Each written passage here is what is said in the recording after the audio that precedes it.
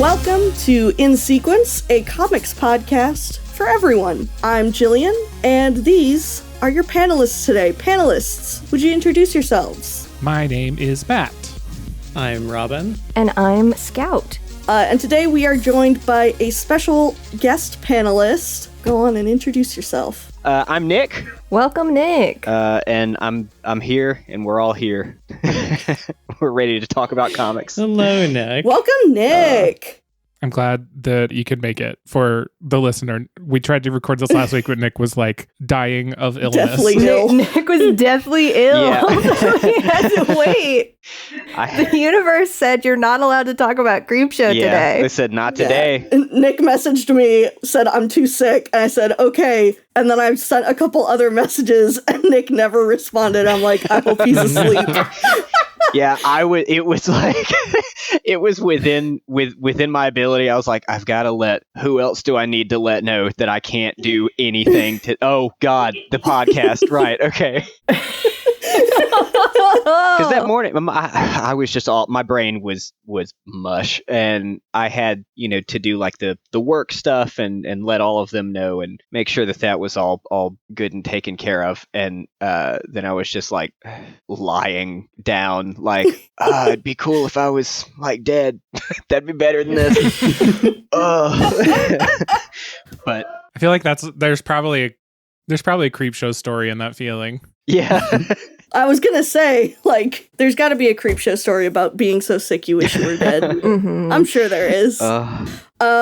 We have Nick here to talk to us about a couple of, I guess we would just call them one-shots, right? I usually say stories. Each issue, well, that's not even really true, but most issues of Creepshow have 2 stories per issue. Okay. So I guess just a story, and then the from issue 3 of volume 1, and then a one shot called Wolverton Station that is an adaptation of Joe Hill's short story of the same name. And you picked those out specially for us. Thank you for doing that. Yeah.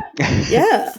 I thought that they both, also I enjoy both of them a lot for different reasons, but I also think that both of those stories in particular they show just sort of really well where Creepshow came from, I guess, origins as far as what it's inspired by, the type of horror comics that is the reason for it existing in the first place. Mm-hmm. And I do want to kind of get into that here in just a bit. Hell yeah. So, these 2 stories from Creepshow. First up, we have Hair, which is written by Francesco Francavilla and El Marlo Francavilla. Francesco Francavilla is also the artist for this story. The letterer for both stories is Pat Brousseau, and the designer for both stories is Gillian Crabb. The editors for Hair are Alex Antone and John Moisen, and Alex Antone also is the editor on Wolverton Station. As mentioned, Wolverton Station is written by Joe Hill, as well as Jason, I'm going to butcher this, I'm so sorry, Jason Ciaramella. And the artist is Michael Walsh. Hair is a short tale about a barber who lives in the woods just outside of town. As he goes about his daily business cutting hair and listening to the townsfolk, we learn about a series of strange deaths in the woods and his unlikely friend. Wolverton Station centers on a man named Saunders, a collector of old horror movie memorabilia. When his business partner, Soul, offers the opportunity to procure a rare item, he makes his way to England in order to try and get that winning sale. On the train to Wolverton Station, Saunders realizes he is surrounded by wolfmen, only some of which are polite. So these are both pretty short little stories. Might be the least that we've read for an episode. I know. True. I was like, oh my God, this is so quick. So I guess for our panelists who are not Nick, who is here to give us so much knowledge, does anyone here have any history with Creepshow? at all? None.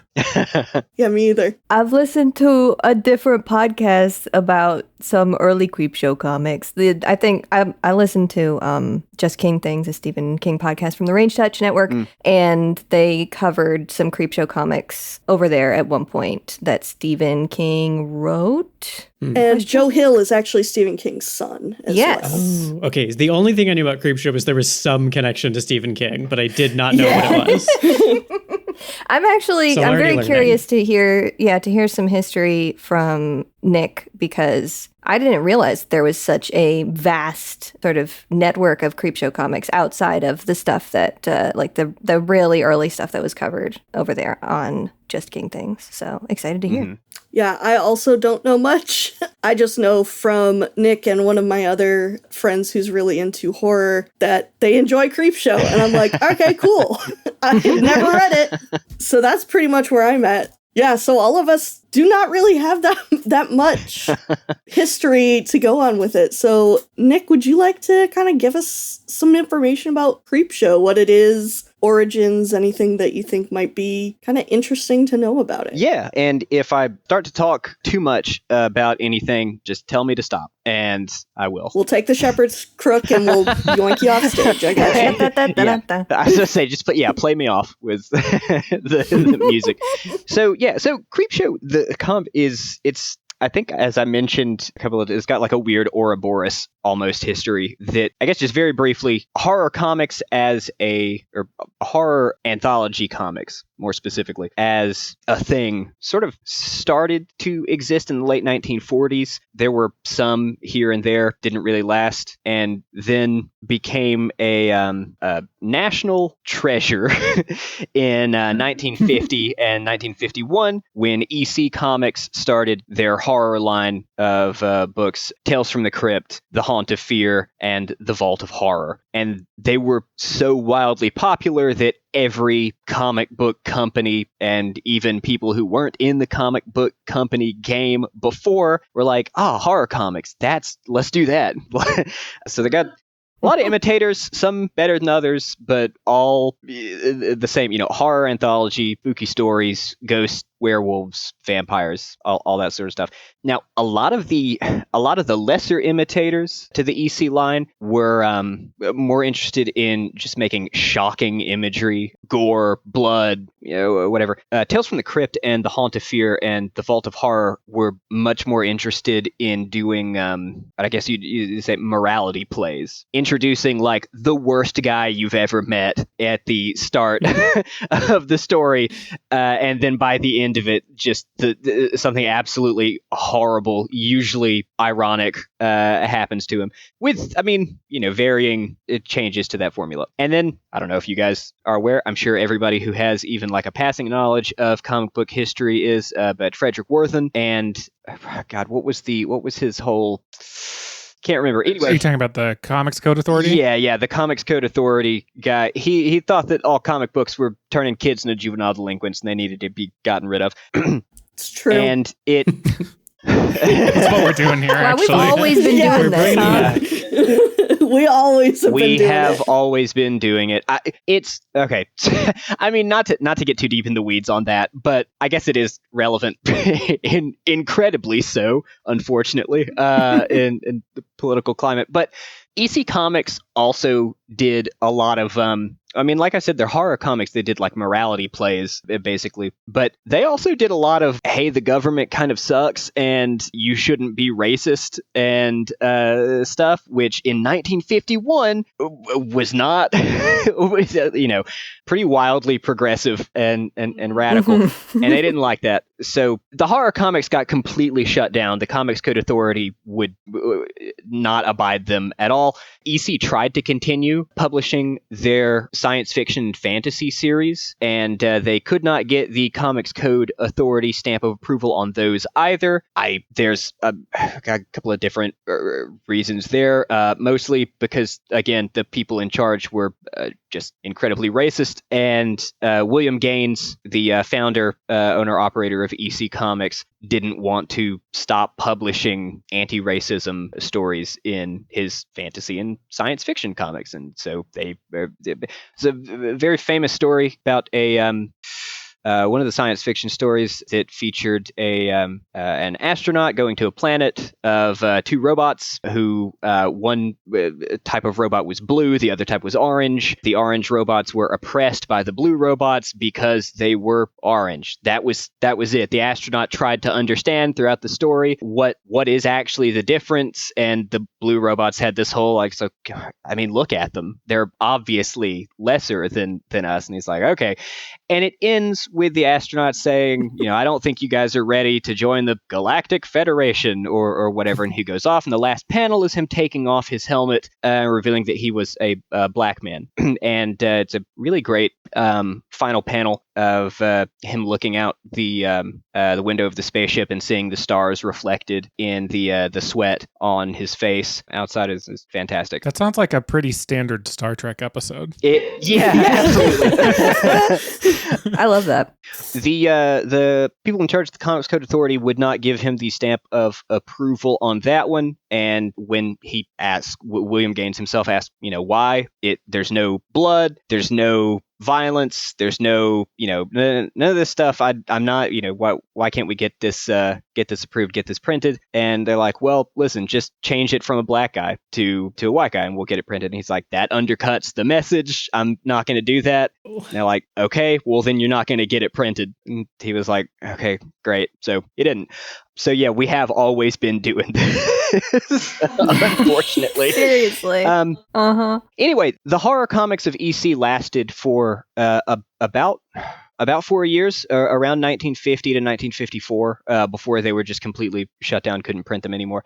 And in that time, like I said, they became incredibly popular with a lot of people, kids in particular. Now, should kids have been reading these comic books in the first place? I mean, I think, yeah, it's fine. It is totally fine. Did some of them maybe go overboard in, like, this is a story about a cheating husband cutting his wife's head off with an axe? Like, I don't know, man. Look, I'm not for censorship at all, obviously, but maybe we went a little too far in the blood and gore and content thing, and still having the publisher say, no, yeah, any kid of any age can read these. It's fine. But I mean, I read them when I was a kid. I turned out fine. Mm-hmm. Horror comics eventually, after the Comics Code Authority loosened up in the late 60s and early 70s, eventually did make something that would come back with Warren Publishing, Creepy and Eerie. There were magazines that were in black and white, which helped get around some of the rules, the Comics Code. But in the 1980s, Stephen King and George A. Romero, who's a horror movie director. He did Night of the Living Dead, Dawn of the Dead, Martin, The Amusement Park. Anyway, a bunch of stuff. Decided to rally their love for those old EC comics and make a movie, an anthology film that was very much in the style of those comics, of Tales from the Crypt and The Haunt of Fear, and The Vault of Horror. A few of these stories were just direct adaptations of Stephen King short stories. The rest of them were original for the movie, and the movie was called Creepshow. Now, Creepshow was 100% supposed to be these comics from the early 50s put to film. They're over the top, very colorful. They even have reaction shots in the movie. If you've never seen the movie Creepshow, there are reaction shots in the movie that have the words like gasp and choke and stuff that show up on screen. It's a lot of fun. It's really great, but it's very, a love of the 1950s horror comics that Stephen King and George A. Romero grew up reading, which were then cruelly snatched away from them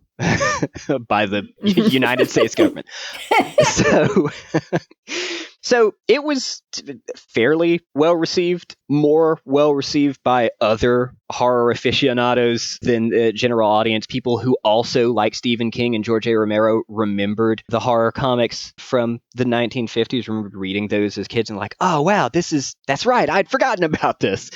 And for a while, so the Creepshow in 1982 did get itself a comic book adaptation, just as like a fun little here you go tie-in. Like a tie-in. Yeah. It was actually written or drawn by Bernie Wrightson, who did some of the original illustrations for some 1950s horror comics himself. So a nice little full circle moment there with that. Creepshow did get a sequel. It's not as good.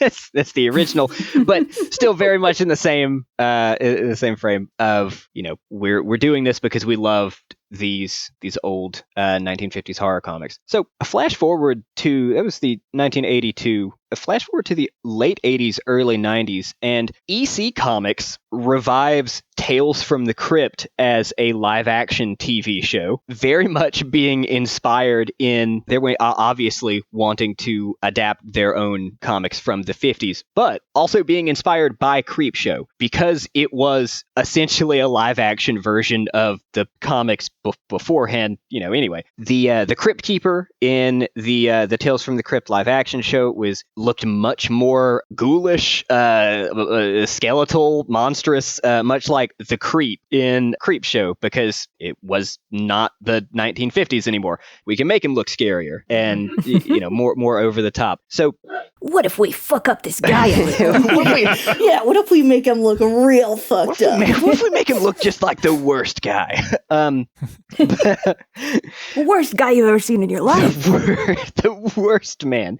So, and Tales from the Crypt, taking inspiration from the Creepshow movie, which itself was an homage of the Tales from the Crypt comics from the 1950s, was also, it just on its face, pretty interesting, pretty funny. It ran for 7 seasons and 3 movies, as well as a cartoon show spin-off which had 3 seasons and I can't believe this, a Legends of the Hidden Temple style game show. What? Wait, what did they do? They just let people Was make it like Halloween things. They used to haunted let house people stuff? make Was it things. like fucking Fear Factor? Like child Fear Factor? I would have loved it if it had been like Fear Factor. That would have been incredible. No, it was like a the Crypt Keeper's Haunted Mansion, I think is what it was called. Basically, it was like a giant haunted house that these kids had to like run through obstacle course style and collect, I don't know, flags or something, probably skulls. I don't remember. That's not really important to any of this history. I just think that it's insane that existed at all. Yeah, that's great. I used to watch the Tales from the Crypt like series and the cartoon spinoff, but I've never heard of this weird game show. I'm kind of obsessed with this idea. I'm looking at the Wikipedia page for this game show right now, and I'm seeing that D. Bradley Baker was the announcer and the voice of a stone head named Olmec, who knows the secrets behind each of the treasures in his temple. Oh yeah, no, that's I did watch Legends of the Hidden Temple. Yeah, I did not I watch watched the Legends of Crypt the Keeper. It was a different thing. Secrets, No, so Secrets I'm of the on- Crypt Keeper's Haunted House is what it's called. I am watching footage of it, and the way it is basically like we have Legends of the Hidden Temple at home is so fucking terrific. yeah. I'm on its Wikipedia page, and Danny Elfman did the theme music. Well, Amazing. Whoa! Danny Elfman did the theme music for the Tales from the Crypt show, the show. So they just recycled the theme sick. music for the Cool. for that. Yeah, no, Received a Daytime Emmy nomination for Outstanding Game Show in 1997, but lost to Price is Right. it lost to The Price is Right. I guess Come on, Bob Barker. I guess that tells you everything you need to know about the state of things in 1997. We were just wild for The Price is So Right. true. No, it's it's crazy. Wow, 1997 seems later than when they should have probably tried to do a game show for Tales from the Crypt. Anyway, I love the Tales from the Crypt show, and especially the cartoon spinoff. And That's my reference for all of this generally. Like, Yeah. coming in, my main question for you was, how is this related to Tales from the Crypt, the TV show? I didn't know all that shit you just told us. I'm fascinated. Yeah. That was a wealth of knowledge. So, and then one more time jump, and we'll be where we're at, because we got to get to the Creepshow comics that we're reading today. So Tales from the Crypt ran its course, all that good stuff. And then the people that loved the Tales from the Crypt show and its cartoon spinoffs and its Legends of the Hidden Temple at home style game show that I can't imagine that many people watched. But grew up and decided, man, I really miss that. You know what? We should bring that back. And found that it was hopelessly, and still is, hopelessly mired in horrible, like, IP rights, companies fighting over who owns which part of what thing. So Greg Nicotero, who did a lot for the Walking Dead, as well as special effects work for various other horror-related TV shows and movies, decided to launch a Creepshow TV series in the style of the Tales from the Crypt TV series.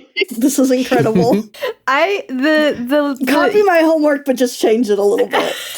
Because incredible. Yeah, because Creepshow, much easier to get. I mean, you just go to Stephen King. I believe George A. Romero's estate. I'm fairly certain that he had passed away by the time they were had started production on the TV show. But Stephen King loves to give out the rights to his Stephen things, King's a big fan. Makes sense. Big fan of letting people do stuff with things that he wrote. Stephen King's a big fan of making money. Please adapt my work. He sure is.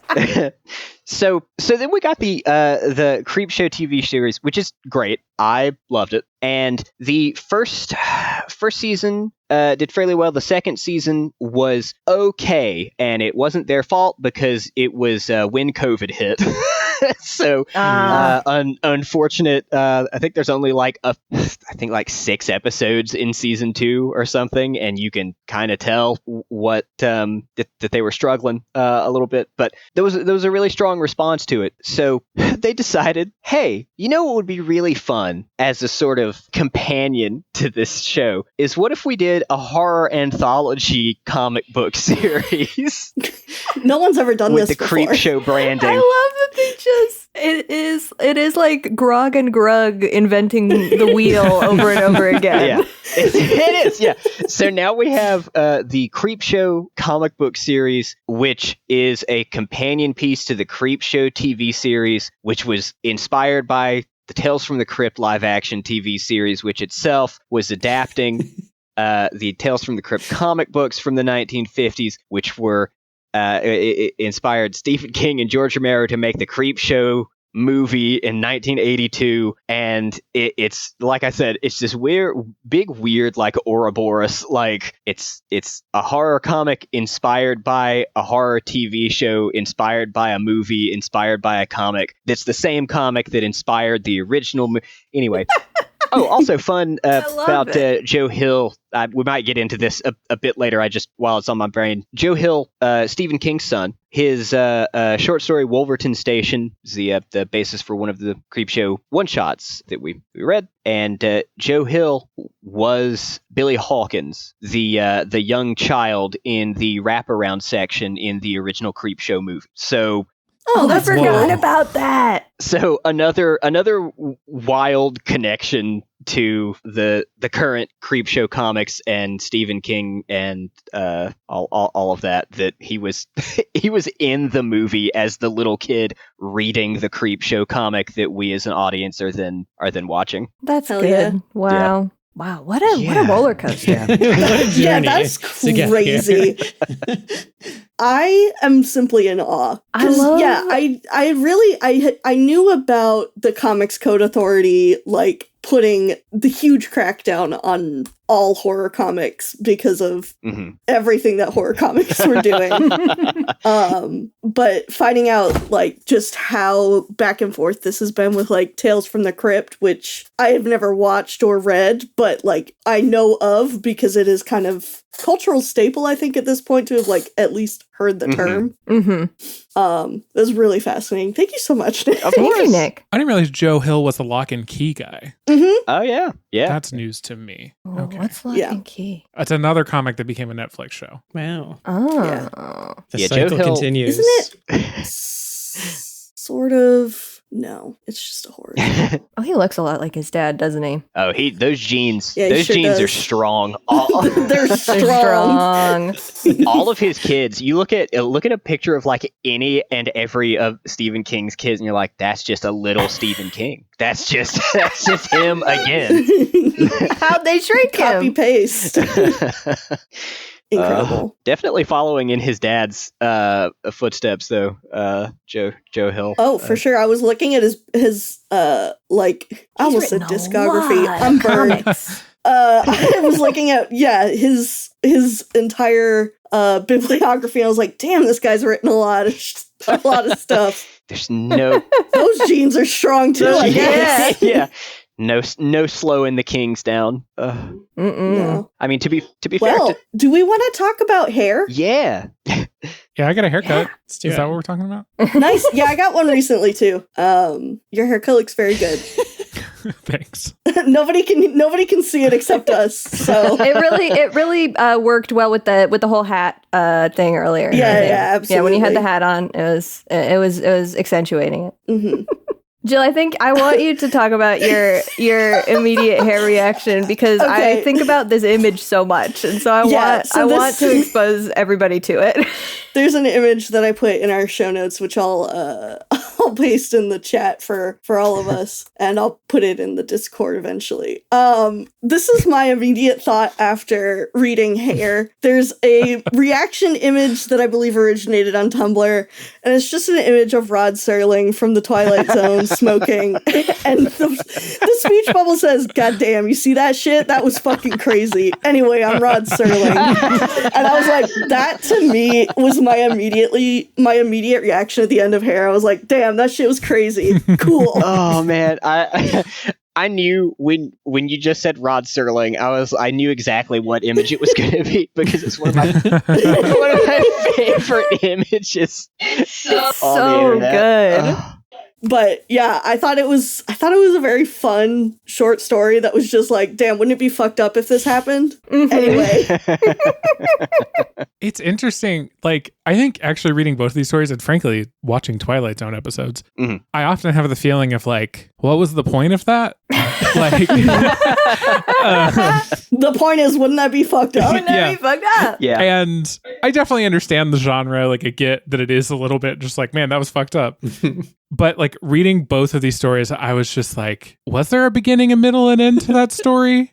I think I got a beginning. I'm not sure I got much of anything else. I think technically I liked both of these books, like looking at them and those kinds of things. I personally don't think that I really I didn't hate them, but I didn't like enjoy them either. But I think that might just be a genre thing. In the same way that Robin, you had trouble with the superhero genre. Yeah, I mean, I thought I was gonna be the person saying that, Matt, because I read this and I had kind of the same reaction where it was like, damn, that was fucked up, but like, what else you got? I think I definitely liked Hair more than Wolverton Station. I'll say that for sure. But there was sort of, I think it is a genre thing because this is like pulp horror, which is like extremely not my taste.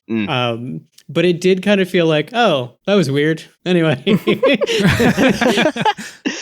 Yeah, it is very much the genre, and I do think that even Creepshow, but and even some of the older horror comic anthologies too, but especially now, just because of how most modern comics are written and like the page layout is done, they kind of struggle a little bit with, okay, this is a 23-page, a comic book, and it's going to have 2 complete stories in it.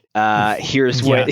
So make it work. It's like make it work, designers. Like the TV version of this, I could see like working. There is something about that like Tales from the Crypt formula where it is just sort of like there's something about seeing it in live action that feels shocking in a way that like seeing a drawing of it doesn't. Like this monster at the end of Hair that I can see it following that same formula, and I think it worked better. But then again, I was watching those shows when I was a kid too, so I don't know. But yeah, I don't know. I think story-wise, they kind of didn't do much for me. There is still a lot of stuff that I like about this, though. I like this weird old man feeding grapes to raccoons at the beginning of Hair. That's the kind of crazy old person that I want to be one day, just being friends with wild animals. I feel the same way. Yeah. Both books, the color I love in both of these books. Oh, yeah. The end of Hair, where you see the creature and it's all these like creepy greens and oranges, like I love. So there's some technical stuff that I really liked about it that I think I appreciated more than like the stories themselves. I put a note about this. I liked the grapes and eyes thing because as somebody who I'm somebody who really likes Halloween. Shocker, I know. But like one of the things that, I remember from like all of the Halloween episodes of TV shows and whatnot is like when you're doing a haunted house or a Halloween party and you have everybody put blindfolds on and stick their hands into like different foods to like say, oh, this is the brains, this is the eyes. And you've got like, you've got that kind of reference in here where he's like, oh, I know you guys love big juicy grapes.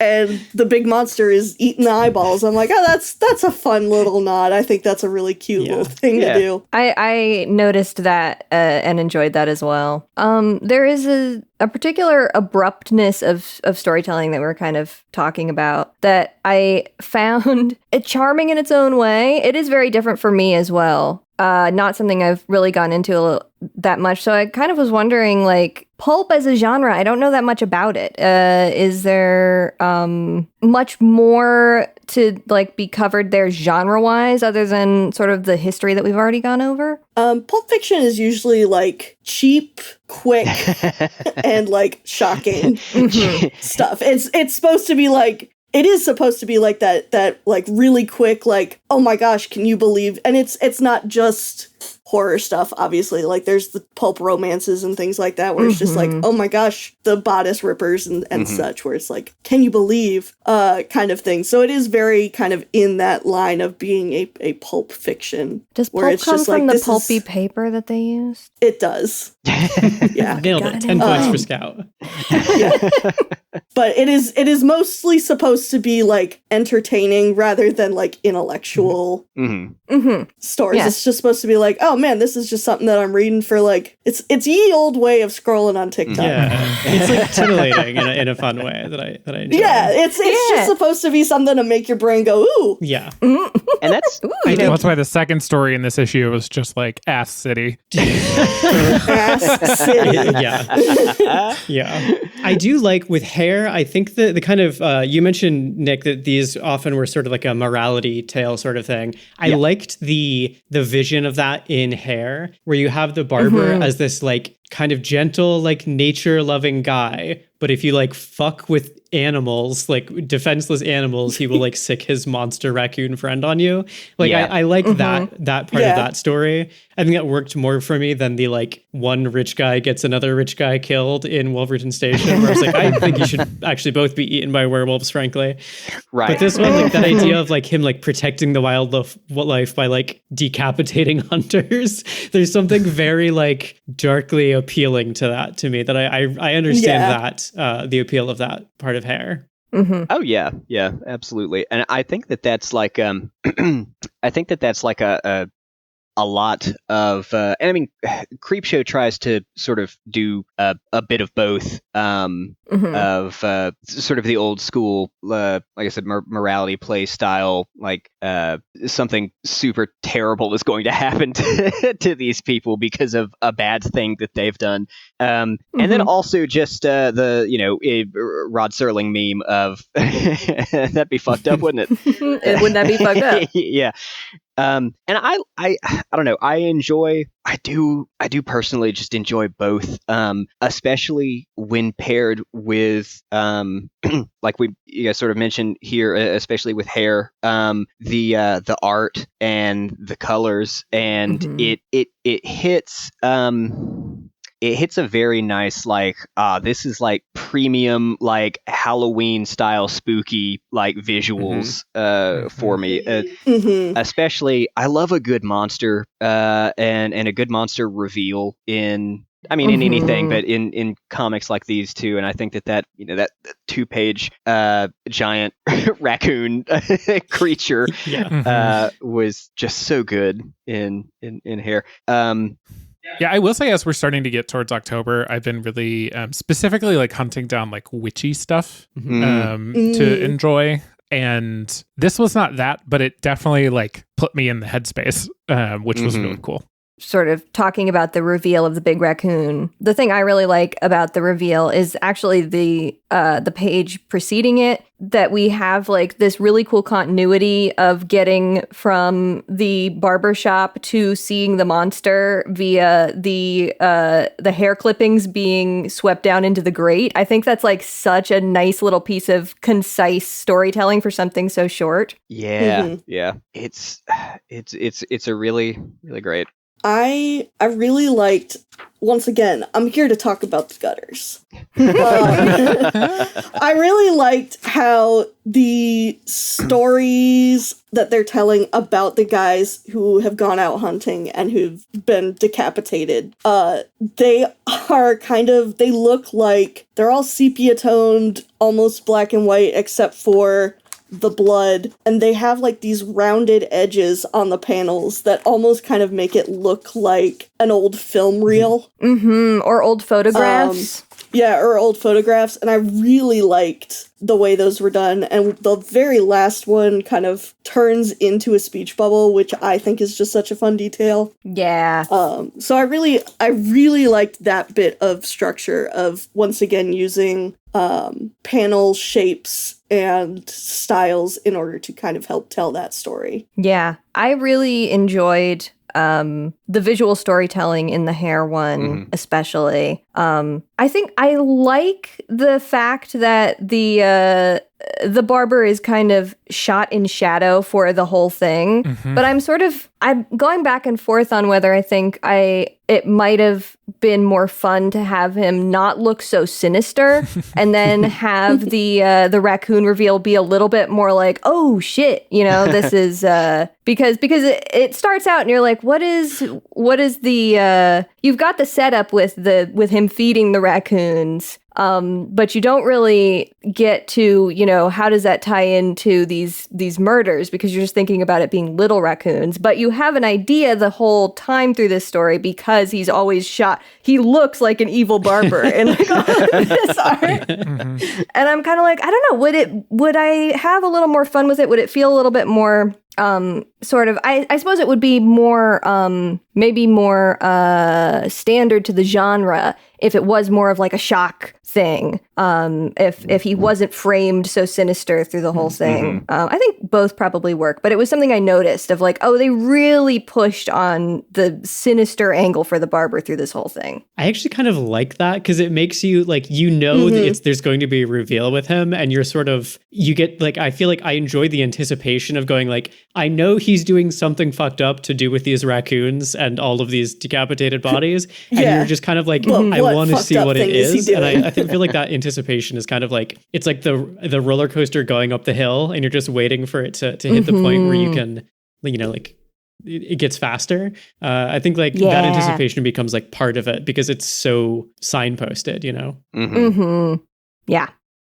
I would honestly read an expanded version of Hair. I would read like a whole issue or a couple issues about like, you could do an interesting vigilante barber, or you could do a Columbo with this. Not to be Columbo brained all the time. Oh, one more thing. I noticed all these grapes. You could have him come in here and be. One of the things, a classic part of Columbo is occasionally you have a Columbo episode where you have an extremely sympathetic killer. And in the end, it's even Columbo's like, I gotta tell you, I understand why you did it, but I gotta take you in. And like, I think you could do that. You could do some sort of spooky, fucked up horror Columbo with this story if you expanded it out, where there's like a detective comes to town and has to figure it out. Never change, Scout. I'm looking up if there's a Columbo comic so we can do that and have Scout talk in her Columbo voice the whole time. Columbo comics. Oh my God, there is. Oh no, that's just a poster. It's just a poster. Oh, it's just a poster. Almost. All right, anyway. Damn. I wonder, he probably didn't. I don't think that Peter Falk was an artist. I don't think he did comics though. Bummer. No, Missed that would have opportunity. been that'd be so cool. Could you imagine there was a Peter Falk Columbo comic? If there was That'd be if Peter great. Falk wrote a Columbo comic, that would fucking rule. We can dream. Mm-hmm. He did do self-portraits of himself as Columbo. Man, doing fan art of yourself has to feel wild. Seriously. I still love that. I don't remember which episode it was, but it's forever in my head of someone describing Columbo as a rumpled mattress of a man, and I love that description so much. Oh, I feel like I know which villain it was. Oh my God, Scout. I'm I pretty love this. It might have been Publish or Perish. I think it might have been Publish or Perish was the episode that happened in. This is my I have a font of Columbo knowledge. It's just in there. There's a Columbo podcast running in Scout's head at all times. Yeah, there Waiting really to get is. Welcome. All right, we're done with Creepshow. Welcome to the Columbo cast. Welcome. to one more thing. I've set my Oh snare. my God, don't do it, Robin. That's great. I want to call something out before we move to the next story, which is just specifically the title on the first page. Oh, it's hair. Yeah, I love it. Yeah, It's I love exciting. that. It's the thing that I remember when I think about this book. Yeah, it's just like big orange letters and it's made out of hair. Yeah, It's great. It's good, yeah. it's really great. I love a fun font. Creepshow, they need to do it more often. I mean, I guess, I can't tell them, hey, do this every issue. I love when they play with like stuff like that in the comics. There's an issue where one of the stories has a character trapped inside of a comic book, and the panel it changing to a different panel to give a different reaction shot from this guy ends up cutting his fingers off because the panel lines were too sharp, and I didn't realize what was happening when I first read it and went back and I was like, oh, the panel because he's in a comic. I see. Okay. The gutters again. That's amazing. Yeah, my last note I had about hair was my first instinct upon finishing it was to immediately go and research if it was safe for raccoons to eat grapes. It is. They're fine. They can't eat raisins, though. I had the same thought because dogs can famously not eat grapes, and I was like, Yes. I don't know, mammals. I can eat grapes though, so maybe that's not a good comparison. Upon looking it up, I was like, oh, I've seen plenty of possums eating grapes, so raccoons are probably Yeah, fine I was with gonna grapes. say I've seen plenty of rodents chow down on a grape. Would you say they can't eat raisins, though? They can't eat raisins for one of two reasons. One is it just upsets their tummies because the concentration of sugar is higher. Of course. I was gonna say it's probably the sugar. Yeah. The other thing is there are some preservatives that are used in like grape preservation for shelf life that aren't that good for raccoons. They're fine for humans. All right. Good tip for raccoon enthusiasts. More you know. They're out there. There's dozens of us. Dozens. So what about Wolverton Station? Wolverton Station. The Wolverton Station. The first thing I noticed about this one is the dialogue being written in dialect for the whole thing. And I don't think it worked for me that well, but I do think it was a choice. And I do think that I admire them for making the choice to be very dialect heavy, even if it felt a little bit too much for me. Mm-hmm. Oh, are you talking about what is it? Oi, oi, there's another cunt. Yeah.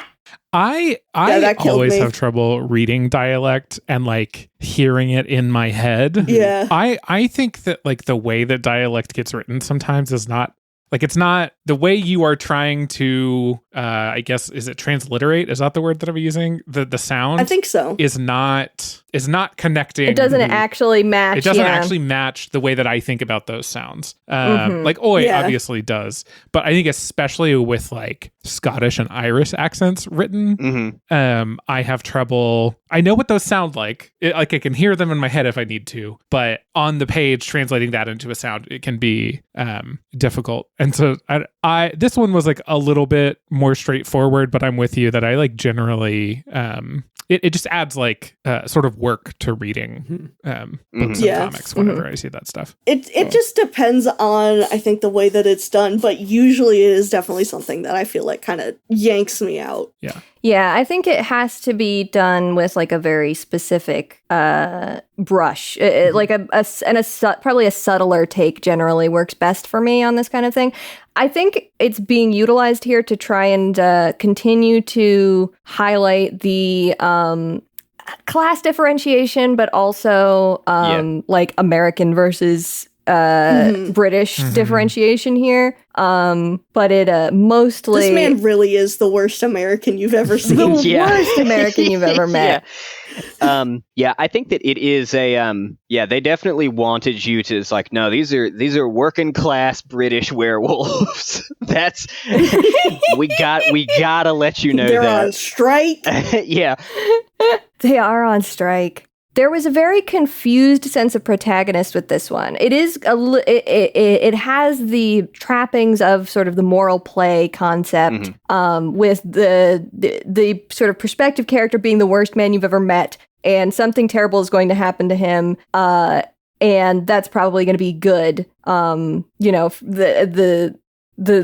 comeuppance is part of the joy of the story. And so you go into it and you're like, okay, well, this is a shitty guy, so I'm probably going to end up rooting for the werewolves. And I think that the sort of the werewolves being in the working class, a driver? Yeah, the driver's strike. Yeah.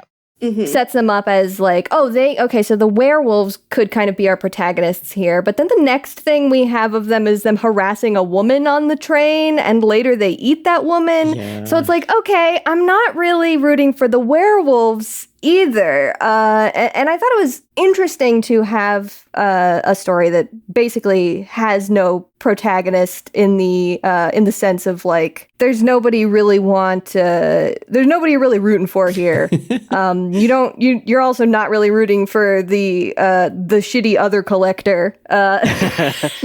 Right. Yeah. It is. I mean, with what's that guy's name? Saul. Yeah. Saul and Saunders. Soul. But yeah, like the it cat is and Warrior Cats. Very. I was just about to. Sorry. Continue. No, you're good. It is very much like both of these guys kind of suck. But Saunders definitely sucks. Because we actively see him, in the first few pages, gleefully screwing people over. For not much. I mean, for like, and I say that as somebody who, for some pretty shitty memorabilia. I say that as somebody who does collect horror movie stuff. So like come on, man, this is not worth it. So this is personal. But yeah, I do think that actually is one of the criticisms that I have seen. And that I've occasionally had too myself against and not just Creepshow. It's not a Creepshow like exclusive issue. It is horror comics and horror anthology comics in particular that occasionally they just come off as they almost come off as too mean, if that makes any sort of cynical. There's a cynical nature to this one for sure. Yeah. Because there is, I do think there is a difference between like this is violent and gory and frightening or whatever, and then this is also mean. Like there's so I do think that it.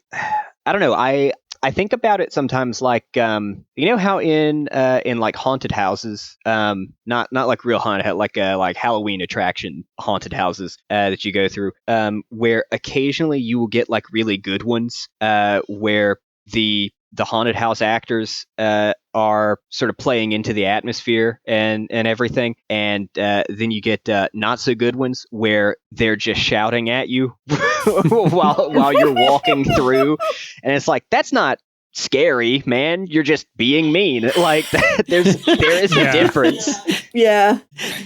I've never been in a haunted house, so I'm really compelled by the concept of a haunted house where they're just shouting a mean at house. Yeah, no, Yeah, you gotta go see some videos. There are some where they literally just go like, they just start verbally abusing you, and you're like, hey. Yeah. I know what you're talking about, and I've actually, this is gonna sound goofy, but like, I actually think the best, like, quote unquote haunted house actor that I ever encountered was the guy leading the group in front of us to go into Disney's Haunted Mansion one time. Nice. He like just stepped backwards into these two doors, pulled them closed in front of him, and like did like, I can't even do the face he made, but you know, like when you have like one eye bulge and like kind of like where I smile. Yeah. I was like, that was terrifying. I did not expect to be like acted at in line for the Haunted Mansion. Oh, that's great.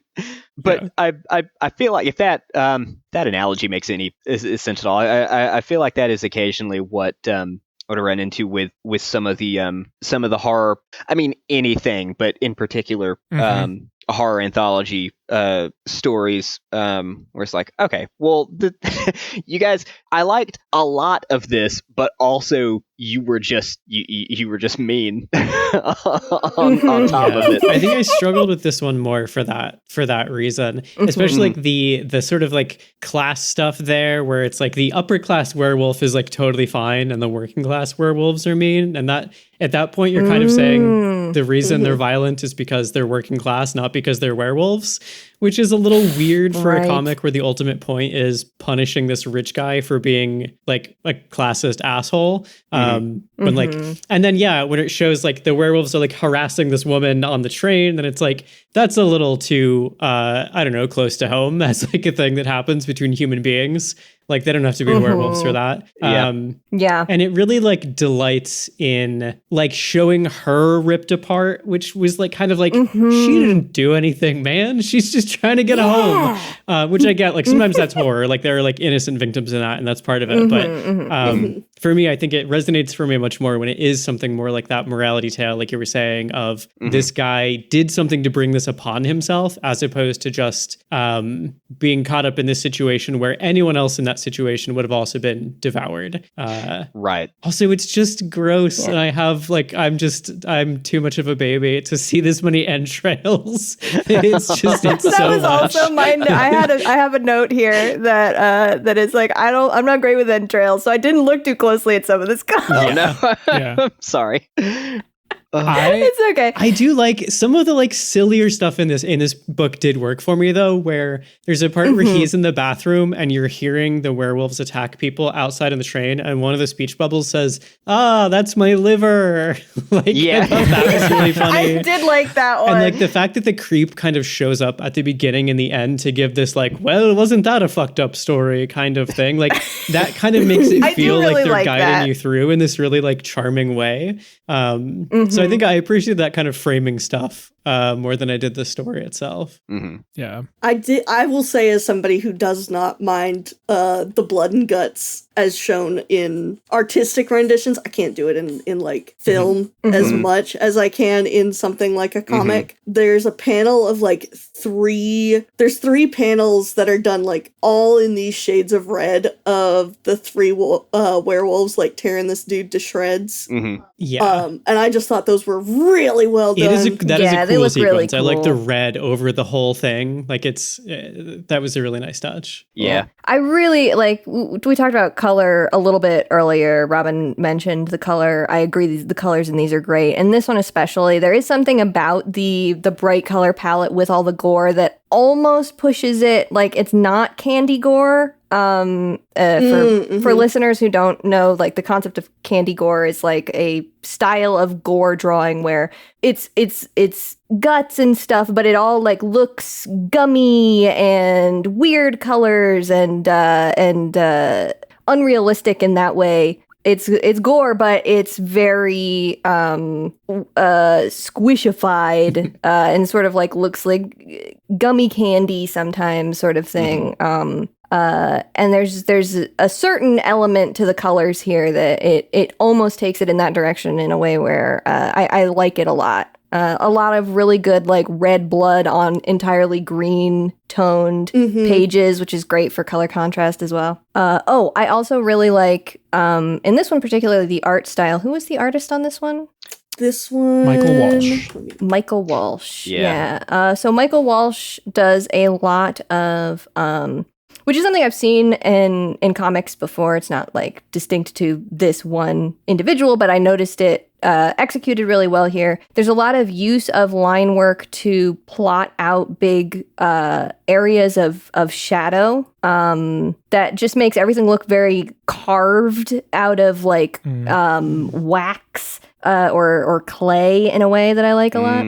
Yeah. Michael Walsh did the he did the art for the Skybound Frankenstein adaptation from last year, I think. What year is it right now? 2025? He's also done, I'm looking at this now, he did some like really cool Magic the Gathering cards. Oh no.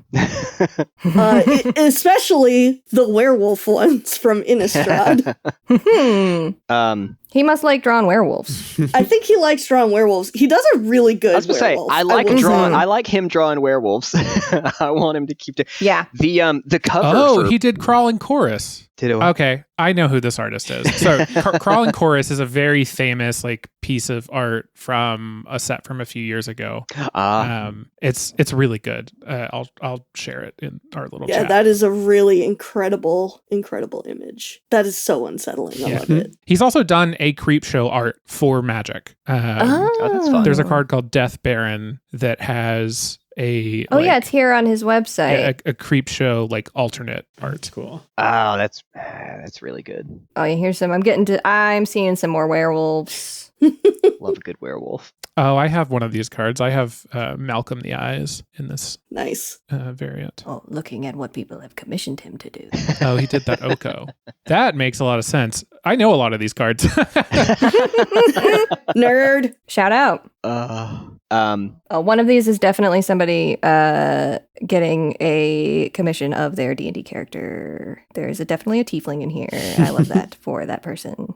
Pretty sure. Did he also? Yeah, he does a lot of like. I'm just looking through his stuff. He does a lot of really good like splatter and ooey gooiness. Yeah, I'll say is a good way of saying it. A lot of good water work. And like you said, gooey. Gooiness. Yeah, I like it. I have definitely heard an interview with this guy. I'm now like, it's all coming back to me. So I've talked about off panel. We're unlocking the layers of Matt's brain. Matt's like, I know everything about this guy. He did. When you said he did that Frankenstein, I was like, I think he also wrote that book, and he did. He wrote and did the art for that book and did covers as well. Cool. It is fantastic. The Skybound adaptation of Dracula is also really good. We talked about that one on the last episode because it's the same creative team behind the Department of Truth. Oh yeah, I thought I remembered looking at Dracula in the like hearing the word Skybound and looking at Dracula. It's really good. I'm a werewolf guy, so I'm just like just been sitting here twiddling my thumbs waiting for like, when are you guys going to do the Wolfman? Because you haven't yet. You did Dracula and Frankenstein, and then the creature from the Black Lagoon, like fine, and then the Mummy, and now the Invisible Man. Come on, man. give me Nick his Wolfman. They'll get there. Those books are doing well critically and sales wise, so I'm sure they'll get there. Yeah, I just I couldn't believe it because they went through generally what you would assume would be like the big monsters with Dracula, Frankenstein, and then Creature from the Black Lagoon was I was like, oh, okay, I would have gone with like either the Mummy or the Wolfman next, and then they did the Mummy after that, and I was like, right, the Wolfman's definitely next, and they're like, nope, Invisible Man. I was like, okay. Invisible Man. That's fine, I guess. The least photogenic monster possible. Yeah. What if we did a mummy, but a little different this time? What if we did the Invisible Mummy? What if we drew a mummy, but it's not because he's a mummy. Yes. It's There's because other he's invisible. He's a mummy for lore reasons. He's a mummy for lore reasons.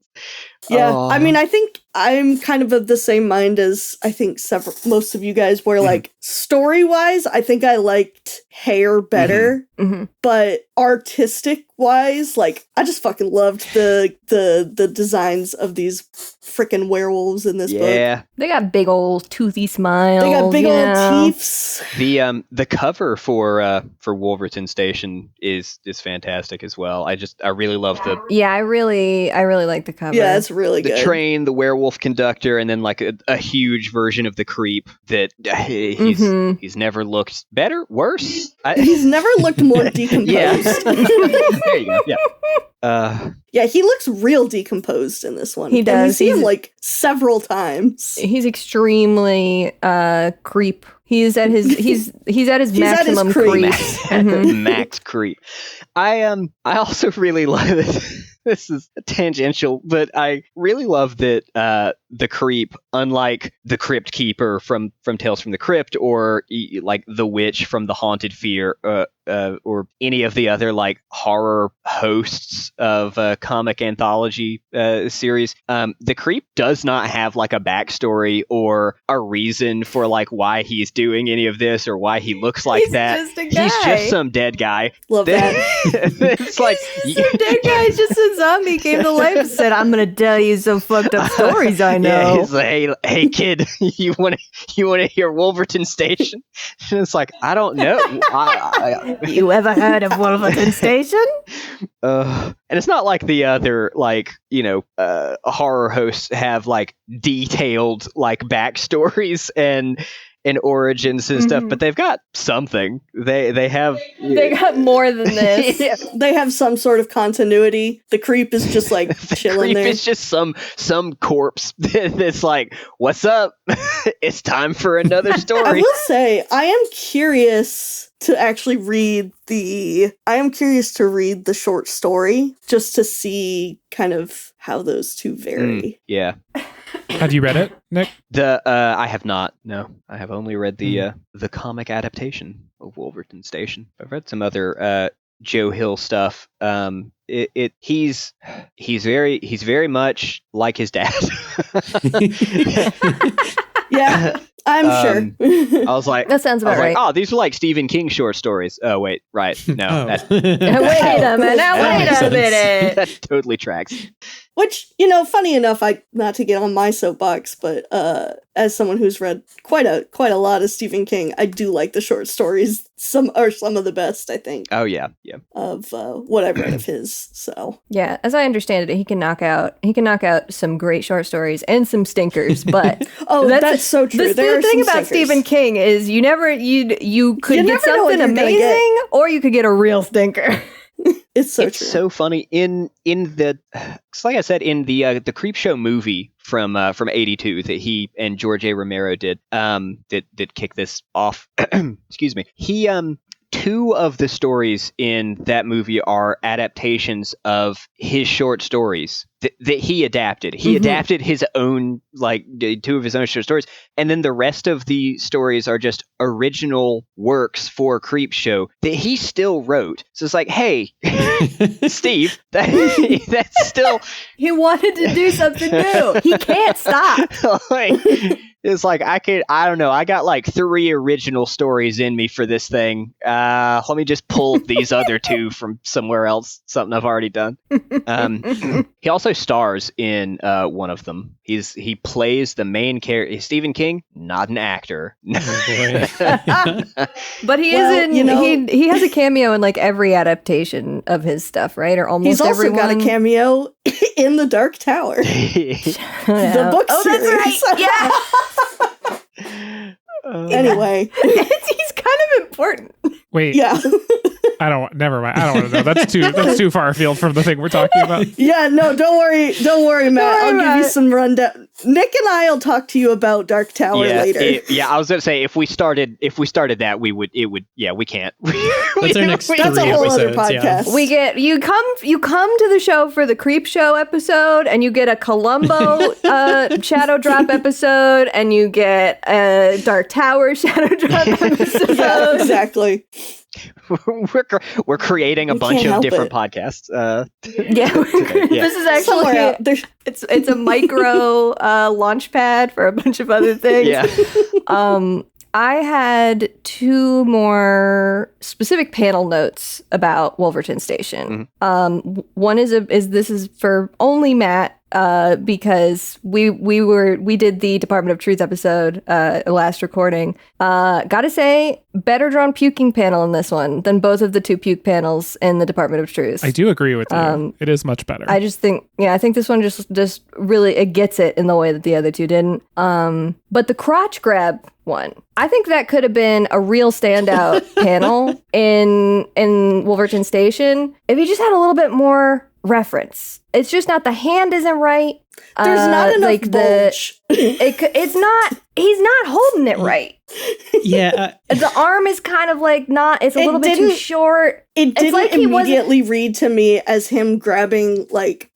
Go on. I don't want to be blue. It didn't read to me originally as him grabbing his dick. I thought he was, like, reaching for his belt to do, like, big cowboy kind of energy. Like to hike it up, yeah. And then when you mentioned the crotch grab, I'm like, crotch grab? What crotch grab? And I go back and I look at it, I'm like, yeah, I guess, but it's not defined enough to really... This is the thing. This is what I'm saying. This panel, I think it could have really, like, carried the whole page, but instead, didn't quite get it. You just gotta don't be a coward. Just take a reference photo of yourself grabbing your crotch. That's so crazy because I also didn't realize that that's what he was doing. I thought he was grabbing his belt. This is what you guys come to me as the artist for. This is this is why I'm here. As a professional, I have some thoughts on this crotch grab. This is why I'm here to point out when a crotch grab is not reading well. Oh, man. That just means you're going to have to draw us a good crotch grab. I could do a red line of this panel and get you a better crotch grab. Okay, so now this is turning into Scout fixes Wolverton Station. This is I fix Wolverton Station, but just the one. Just the crotch grab panel. Just the crotch grab. I don't deal with any of like the messy storytelling about the depiction of working class werewolves as being unnecessarily violent. Mm-hmm. I don't give us an actual like protagonist to root for in any way. I just fixed the crotch grab. And that's it. That's the crotch grab cut. Oh, man. Oh, man. Anybody else got points to make? I think everyone has said the things that I wanted to say. I mean, I'll just reiterate again. I really thought that this story was going to have a beat after he arrived where he was going. Mm-hmm. The beat is he's dead. Yeah, and I think that really solidified for me my I don't know, distaste for this like genre. When like he just got killed instead of like landing in a spot. Mm-hmm. I do like in the like the last like second to last panel, he's getting torn apart in front of I guess a hotel or something called the Family Arms, and their logo is the little pub. I think it's like a British pub called the Family Arms. Is really good. There's like a cartoon wolf holding a severed arm giving a thumbs up. I thought that was very cute. That's so good. I did like that one. Huge fan of that. Yeah, I liked that the crypt keeper actually gets the cane that he was trying to get. He deserves it. Out of everybody in this comic, he deserves the wolf cane. He has a thankless job, honestly. Excuse me, I called him the crypt keeper. I'm sorry, Mr. Creep. Yeah, the creep. Mr. Creep was his father. he's just the creep. He's just the creep, Mr. the Creep. Mr. the no, Creep. Just. Yeah, it's the creep, not the crypt keeper. He is legally distinct from the crypt keeper. Scout's gonna get How much does that matter? Scout's gonna get us all sued. How much does it matter when like all these same people are like making iterations on this? Yeah, It's all the same. right. You would think like that. You would think that somebody would be like, wait a second. Now, hold somewhere on. in the line of succession. It is Incredible. it is really funny, especially with like when you look back in the 50s at all of the rip-offs of the original Tales from the Crypt comics and stuff that all had like their own horror hosts as well, who were just like some creepy old guy that not even give him a name. It's like Dr. Dark. One of them legitimately is named Baron Werewolf, and not even a werewolf. Cool. Let's go, Baron Werewolf. That's my That is drag name. powerful. Not even being a werewolf is actually the power move. Yeah, Yeah, exactly. Yeah, exactly. just some guy. Just some guy named Werewolf. Yeah, just Baron Fuck yeah. Werewolf. Baron Werewolf. My favorite knockoff from the 1950s of the EC Comics horror comics though is almost exclusively because of the title of this series, and it is a series called This Magazine is Haunted, and Oh, hell yeah. hosted by Dr. Death, who again, Oh, hell yeah. just some guy in a top hat. Like, what's his whole deal? Just some Fucking, guy. I don't know. Oh, wow. He's got a look. Yeah, He's kind of got Nosferatu ears. a little bit. He's drawn. He's a little elfy. He's drawn differently Got a little elfy ears. by a couple of different artists. There was only a little bit of consistency within like I think the first like 12 issues of the series, and then after that, all bets were off. Just insert your OC in place of Dr. Death. Yeah. Honestly, I feel like we should do that more often. The slithering horror of Scontong Swamp. I love that. All right. For some further reading, a couple of these will be linked in our show note. Obviously, we've mentioned the short story Wolverton Station by Joe Hill, if you want to see kind of the other interpretation of that story. We've mentioned the Skybound Frankenstein. Obviously, if you are someone who enjoys this kind of pulpy horror, go check out other volumes of Creepshow. I mean, the one that we read, Hair in, had plenty of other stories in there that we did not read or discuss. So if this is kind of your vibe, something that you think you'll enjoy, definitely check that out. And Francavilla, who did Hair, this website has not been updated in a while, but he does post a lot of his retro and pulp style designs for all sorts of different media on a blog spot that is still up, so you can kind of go through that and look at some of his other designs if you found his art to be kind of cool looking. You can read Hair on Hoopla and Wolverton Station as a digital ebook, or go support your local library or comic shop. They need you a lot, like a lot. Just definitely always shout them out. Mm-hmm. In Sequence is a member of The Worst Garbage. Find us at theworstgarbage.online. And panelists, do you guys have anything to plug? We'll start with Matt. I think by the time this episode comes out, because it has to go out tomorrow for embargo, Lex and I will have a video out about the game Consume Me, which is coming out in a couple days. It comes out the same day as Hades 2, which great time. They're going after different things. That's cool. Yeah. But it is a really cool video game, and I'm excited for the video to come out. So check that out. Sweet. You can find the link at matthorton.live. Just click on the flow state link at the top of the page. You can find my links to my other podcasts and my streams and everything else I do at robinb.card.co. You can see the art that I do, including our podcast cover art, at scoutwilkinson.myportfolio.com. And you can hear Jill and I back from a short hiatus, quite back by the time this episode comes out. But, Yeah, I would say probably about a month or so back. but we just recorded episode 1 of season 8, of Paws and Claws, our Warrior Cats Read Through podcast, and it was a doozy. So looking forward to everybody getting to hear that one. I don't have anything specific except for our new season of Paws and Claws, but my other stuff can be found at plottwists.card.co. And Nick, would you like to tell folks where to find you? Got anything to shout out? Yeah, you can find me on the internet, but don't. No, I'm on Tumblr, Tumblr, Blue Sky, and unfortunately Facebook. But you don't have to go there. As Nick Todd Author. I also have a website, nicktoddauthor.com. And right now, a new book just came out with cover art by Scout. It's true. It's The Malediction of Maxwell Dine 3. So it's the third one. So get the first one first, or don't. I don't want to tell you how to live your life. You can read them however you want.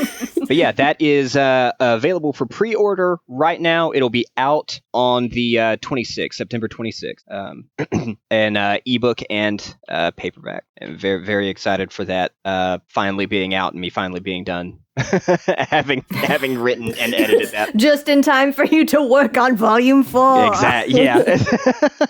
no joke. I am. Really cool. I'm a few thousand words into volume 4 right now, so it's never stopping. It's never ending. The work like Sisyphus. We are never done. The work like Sisyphus. But yeah, if you guys like queer dark fantasy stuff, then that might be the book for you. I also have a werewolf horror novel called We Are the Beast in the Woods. If that seems probably more relevant to what we were talking about today on this podcast. So, but hell yeah, that's what I got. Awesome. Thank you so much, Nick, for joining us today. We're really glad to have you, and your wealth of knowledge on Creepshow and the horror comic genre was history lesson. That was absolutely great. Wonderful. Yeah. No problem. It was a lot of fun. Thank you, listeners, for tuning in. Don't forget to support your local library and comic shop, and have a wonderful spooky season. Happy Halloween. Ooh.